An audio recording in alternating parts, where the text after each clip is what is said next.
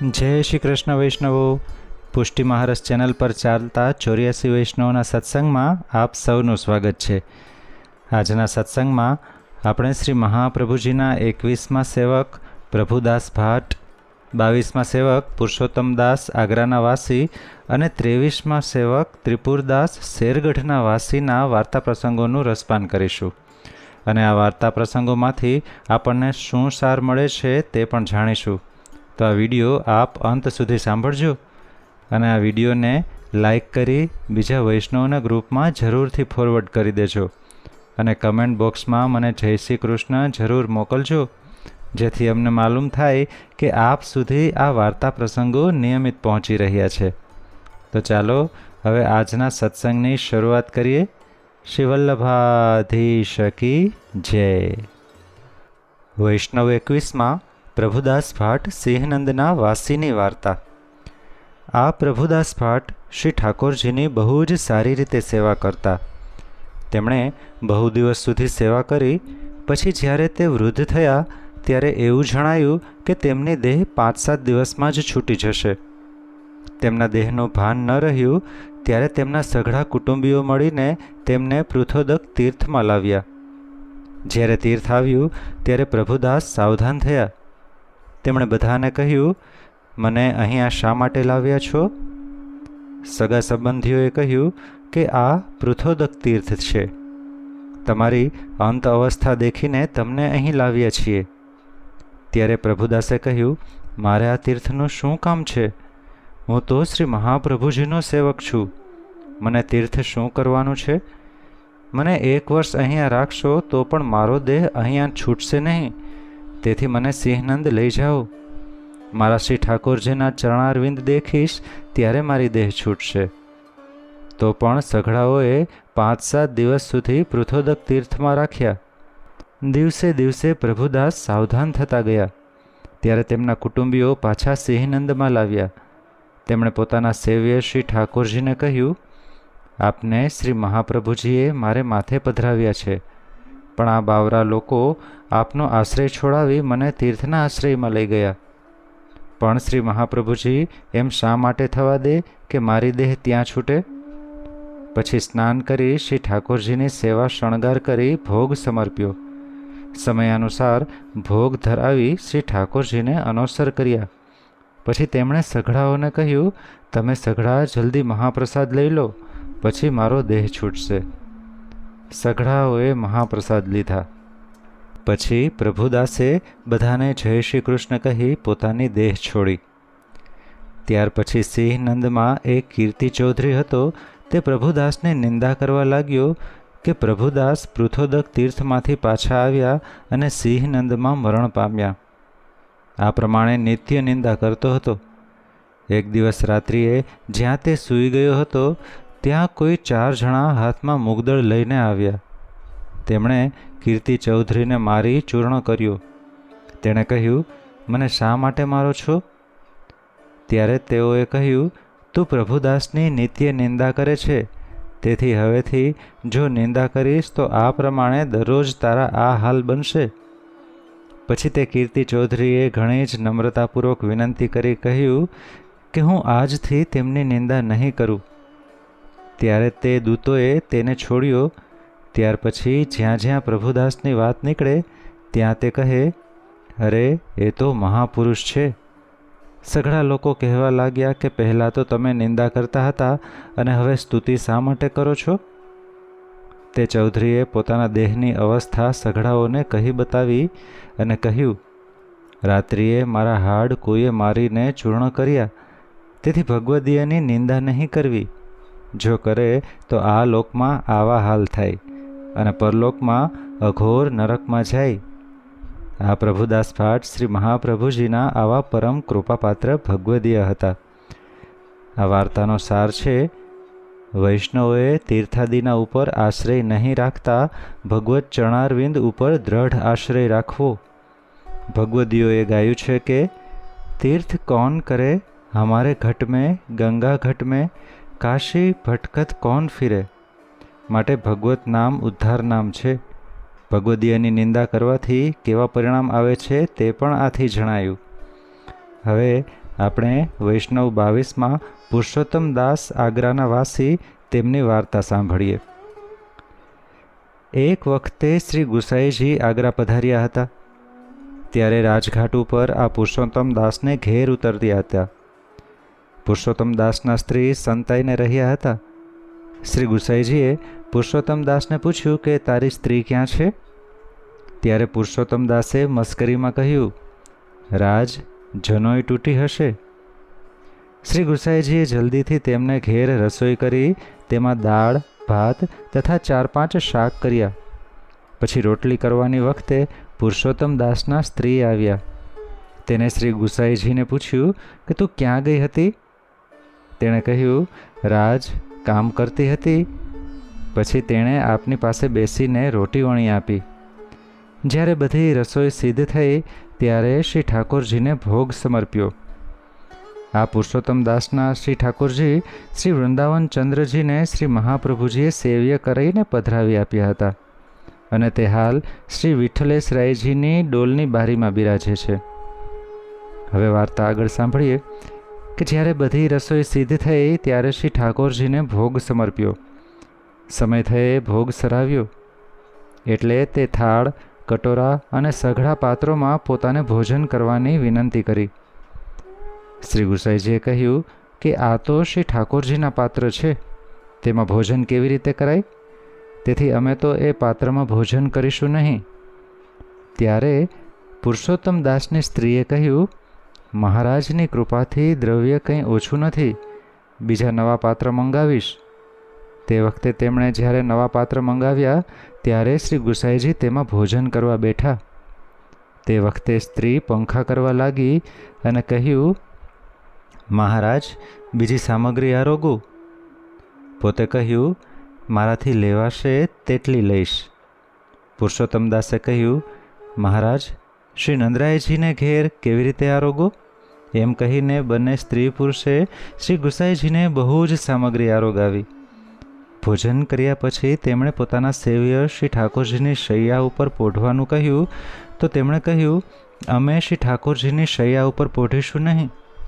ત્યારે બંનેએ કહ્યું, મહારાજ, શ્રી ઠાકોરજી માટે નવી શૈયા લેવા મનુષ્યોને મોકલ્યા અને શ્રી ગુસાઈજીને પહેલાંની શૈયા ઉપર પોઢાડ્યા.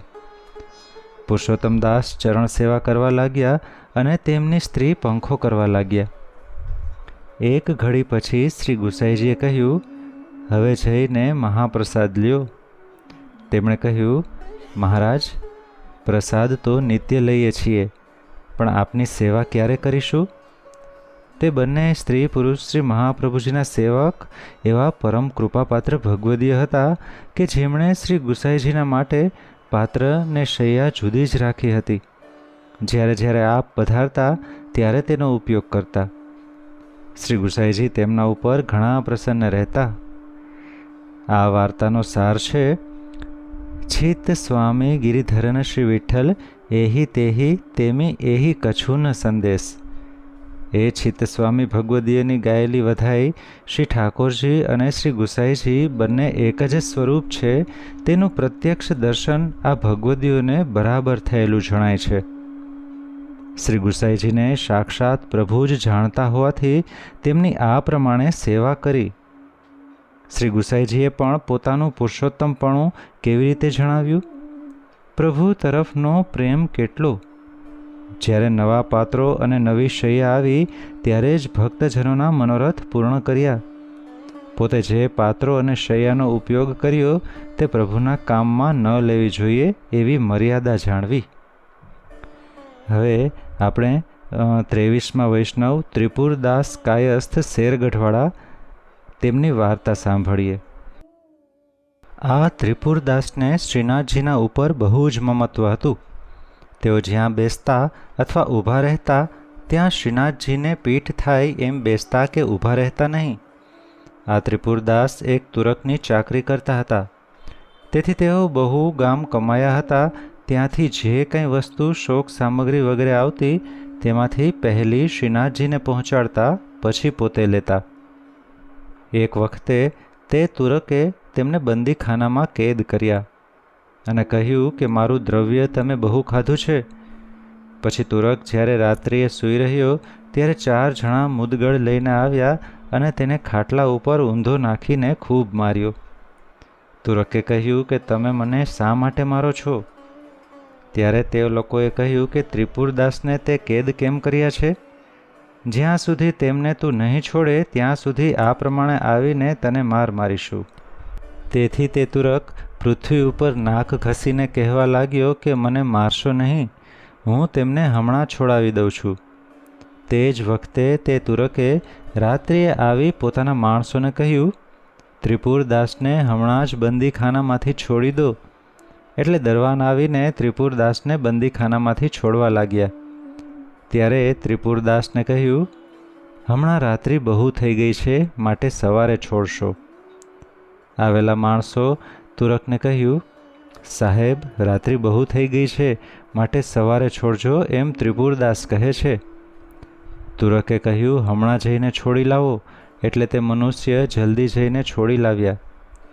ત્રિપુરદાસને તુરકે કહ્યું, તમે તમારા ઘેર જાઓ. તેમણે કહ્યું, આ વખતે રાત્રિ બહુ ગઈ છે, તેથી સવારે જઈશ. અત્યારે ક્યાં જાઉં? તુરકે કહ્યું, તું કોઈનો જીવ લઈશ કે શું?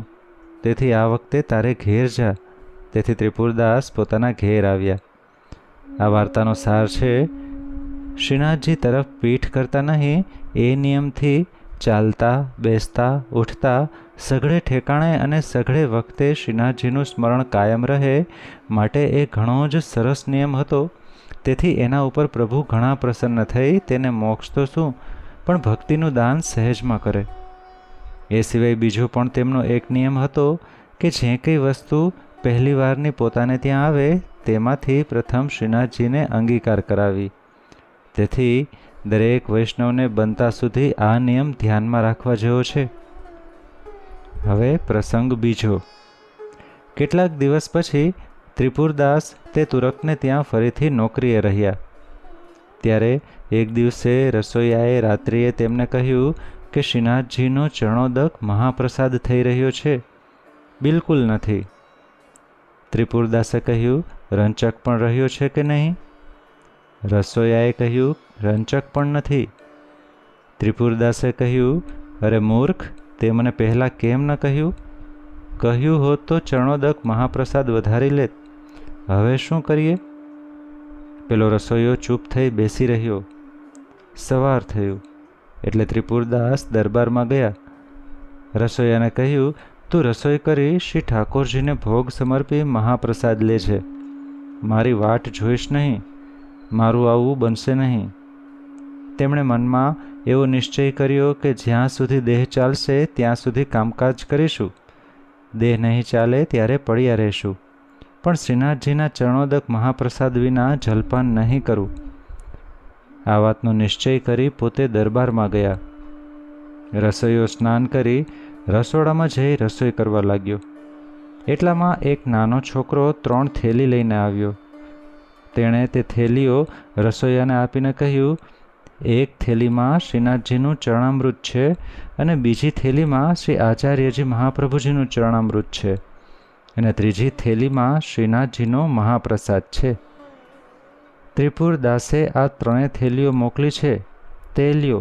એ પ્રમાણે 3 થેલીઓ આપી તે છોકરો ચાલતો થયો. પછી જ્યારે રસોઈ સિદ્ધ થઈ એટલે શ્રી ઠાકોરજીને ભોગ સરાવી ત્રિપુરદાસને બોલાવવા માણસ મોકલ્યો, પણ ત્રિપુરદાસ આવ્યા નહીં. જ્યારે 2-3 વાર માણસ બોલાવવા ગયો ત્યારે તે આવ્યા. આવીને રસોઈયાને કહ્યું કે તું મને શા માટે બોલાવે છે? હું તો ચરણામૃત મહાપ્રસાદ વિના જલપાન નહીં કરું. તે રસોઈયાએ કહ્યું કે તમે હમણાં જ એક છોકરા સાથે ચરણામૃત અને મહાપ્રસાદની 3 થેલી મોકલી છે. એટલે ત્રિપુરદાસે જાણ્યું કે આ તો શ્રી ઠાકોરજીનું જ કામ છે. મેં શ્રી ઠાકોરજીને શ્રમ કરાવ્યો એમ કહી પોતાને ધિક્કારવા લાગ્યા. પછી પોતે સ્નાન કરી ચરણામૃત લઈ પછી પોતાના સેવ્ય શ્રી ઠાકોરજીનો ભોગ સર્યો હતો તે મહાપ્રસાદ લીધો. આ વાર્તાનો સાર છે કે આ ઉપરથી સમજવું કે ભક્તજનને કોઈ પણ કાર્યની હઠ કરવી નહીં, કારણ કે પ્રભુને પરિશ્રમ થાય. ભક્તજનોની શાની જરૂર છે તે શું જોઈએ છે, શ્રીની ઈચ્છાએ સમયાનુસાર જે હોય તે પ્રમાણે વર્તવું. સમર્પિત વસ્તુ ન લેવાય તો ચરણામૃત પધરાવીને લેવાનો નિયમ રાખવો જોઈએ. પ્રસંગ ત્રીજો. કેટલાક દિવસ પછી ત્રિપુરદાસને તે તુરકને ત્યાંથી ફરી ચાકરી છૂટી. ઘેર બેઠા પછી કંઈ ઉદ્યમ રહ્યો નહીં, એટલે ખર્ચનો બહુ સંકોચ થવા લાગ્યો. ત્રિપુરદાસ દર વર્ષે શ્રીનાથજીને રેશમી ગદલ મોકલતા હતા. આ વર્ષે શ્રીનાથજીને ગદલ મોકલવા જેટલું સાધન પણ હતું નહીં. ત્રિપુરદાસે મનમાં વિચાર્યું કે હવે શું કરવું. ત્યારે ઘરમાં એક પિત્તળનો ડબ્બો હતો, તે વેચ્યો. તેની જે કિંમત આવી તેની ખાદી લઈ રંગાવી એક ગદલ બનાવી શ્રીનાથજીને મોકલી. આ ગદલ રંગેલી છે જાણીને ભંડારીએ ભંડારમાં મૂકી દીધી. કેટલાક દિવસ પછી જ્યારે શ્રી ગુસાઈજી શ્રી ગિરિરાજ ઉપર શ્રીનાથજીના દર્શન કરવા પધાર્યા અને શૃંગાર કરવા લાગ્યા, એટલે શ્રીનાથજીએ આજ્ઞા કરી કે મને ટાઢ બહુ જ લાગે છે. શ્રી ગુસાઈજીએ બીજી અંગીઠી મંગાવી તો પણ આજ્ઞા કરી કે હજુ પણ બહુ જ શીતલ છે. ત્યારે શ્રી ગુસાઈજીએ ગદલ ઉઠાડ્યા તો પણ શીત કમી ન થઈ. ત્રીજી સઘળી મંગાવી તો પણ બહુ જ શીત લાગે છે એમ આજ્ઞા કરી. એટલે શ્રી ગુસાઈજીએ ભંડારીને બોલાવી પૂછ્યું કે આ વખતે કયા કયા વૈષ્ણવોના ગદલ આવ્યા છે. જે વૈષ્ણવોના ગદલ આવ્યા હતા તે વૈષ્ણવોના નામ લીધા. પોતે પૂછ્યું કે ત્રિપુરદાસની કભાઈ આવી છે. ભંડારીએ કહ્યું તેમની તો આવી નથી, પણ તેમણે એક રંગીન ગદલ મોકલી છે, તે ભંડારમાં પડી છે. શ્રી ગુસાઈજીએ જોયું તો તે મેલી ને કચરાવાળી થઈ રહી છે. તે ગદલ પોઢી સાફ કરી તત્કાલ દરજી બોલાવ્યો અને તેનો ફલગુલ સિદ્ધ કરાવ્યો. જ્યારે શ્રીનાથજીને ઓઢાડ્યો ત્યારે તેમણે કહ્યું કે હવે મારી ઠંડી ઓછી થઈ. એ પ્રમાણે પ્રભુ પોતાના ભક્તનો પક્ષપાત કરે છે. કેવલ ભાવનો જ અંગીકાર કરે છે, વસ્તુનો અંગીકાર કરતા નથી. આ ત્રિપુરદાસ શ્રી મહાપ્રભુજીના આવા પરમ કૃપાપાત્ર સેવક હતા.